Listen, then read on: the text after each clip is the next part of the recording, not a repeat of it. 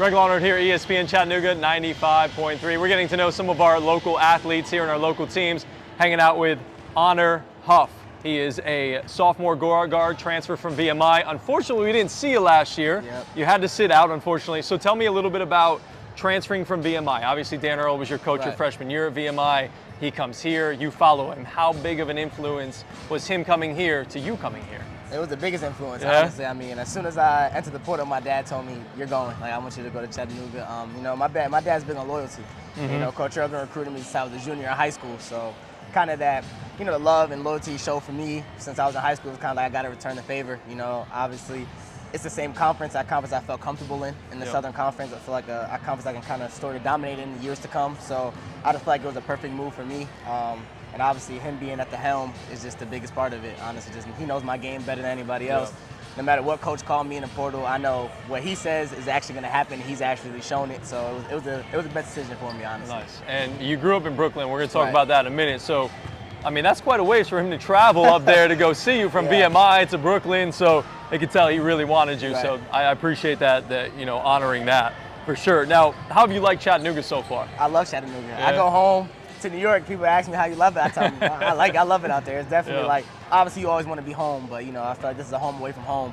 Got my own apartment, got a dog, got my roommate Trey Bonham. So you know, I think living out here has been a cool experience. Honestly, it's good to get out. You know, I'm not really comfortable with the South. I don't really know a lot about it. So being out here is cool. You know, you get to learn different things, meet new people. So it's cool. Yeah. Now you grew up in Brooklyn, as I mentioned. Right. So are you a Knicks or a Nets guy? I was a Nets fan because Kyrie was on the team, so now I'm a Mavericks fan. Wherever Kyrie Irving goes, that's where I go. So. All right, we're going to talk about Kyrie in a little while. I heard some things about you and Kyrie. Goes, I go. All right, well, actually, since we're there, let's talk about it. You think, why Kyrie? Why do you fall in love? Why did you fall in love with Kyrie so much? I mean, he's a Jersey guard, you know, close to New York. So I just love his flair that he adds to the game, you know, his layups, the finishing, the handle, everything that he brings to the game. I kind of just admire since I was a kid, watching him at St. Patrick. So since he was in high school, that's been my guy. Honestly, that's been my guy, and it just stuck till now. So you always try to emulate Uncle Drew? Yep. No slander on his name. I won't accept it. We can argue all day about it. Always. So growing up in Brooklyn, how much do you think growing up there influenced your style of play, and of course your toughness as a guard, because many great guards came from that Brooklyn, New York area? You know, Brooklyn, New York, it breeds point guards, it breeds guards. So, you know, just having a chip on my shoulder, I think that's the biggest thing. You know, being from New York, we talk fast, chippy, very chippy, and I think that's how I try to, you know, emulate my game after all the great guards that came before me. So just having a chip on my shoulder, knowing where we come from, and just getting downhill, getting fouls. Obviously, I'm a little different. I can shoot it first, so that's different living from Brooklyn guards. But yeah, just that chip on my shoulder, that toughness that we breed, I think that evolves in my game. And it's finally nice to have somebody that can keep up with me talking-wise, because when I first moved to the South, everybody was talking real slow. I'm like, I need to, come on, pick up the pace. So you can tell this man talks fast. I like that. All right, so what can fans look forward to when they finally see you play this year?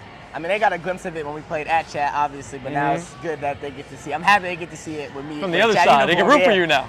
Just being a leader, you know, obviously I've been Coach Earl's assistant for 3 years now, so being able to lead the team, get them where they need to go, and just being that catalyst that we need for this upcoming season, whether that be on or off the court, whether that be make the right play, hit the shot, the game-winning shot, whatever it takes, that's what I feel like they can expect from me, just to be that leader. So you mentioned that you are a shoot-first type of guard. Yeah.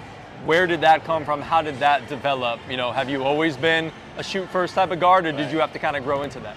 Since I was a kid, I always played the two. Like I was an undersized two guard. Yeah, like in high school, I was the two. Like I was shorter than our point guard, but I'm the two. So always been an off guard kind of scoring guard. That's what we also breed in New York. You know, kind of scoring guards. So I've always been like that. And I actually didn't shoot threes till I was in middle school. My dad didn't let me shoot threes. He said that he thought it would affect my shot. Probably a good thing. And then once I started shooting threes, I couldn't let go. And honestly, that's just been the focal point of my game, being able to extend my range and shoot. It opens up everything else. Yeah, absolutely. So what are some of your goals for this upcoming year? To win the SoCon. I think that's everyone's goal, obviously, to win their conference. But I think we have a great group that I can lead, and we can really get there. We have a good team. Obviously, you can't really count on scrimmages to be the ideal of what it's going to be like. But in the scrimmages, we look really good. I think that we can make some noise in the SoCon, honestly. So they can expect that. Me personally, they can just expect a person that's gonna go win the game, whether that be I gotta make the shot, I gotta make the play, I gotta get that stop on defense. I'm hungry. It's been a year sitting out, so I'm doing anything it takes to win. So obviously I'm hoping to average a good amount of points to help us lead the way that way. But just anything to win, honestly. Okay. Now, what have you improved on from last year to this year? Obviously, you had to sit out. Right. That had to be real tough. So what have you improved on most while you were waiting?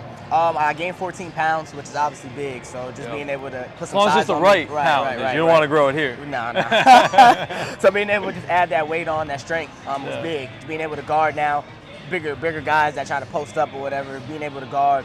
And just my shooting stroke. I obviously always could shoot, but that year off, just preparation, just getting shots, knocking down shots, different kind of shots, step backs, just doing stuff like that. I just feel like I'm going to be as effective as I can be this year. So definitely that's what the main focal point is, defense, getting stronger and getting more consistent. Just when you shoot it, you think it's going in with 3 shoots it. So I also heard you had some pretty good hops, and you can do a little bit of a windmill potentially. So let me ask you this. Would you rather dot it in somebody's eye from distance, or would you rather yam on somebody?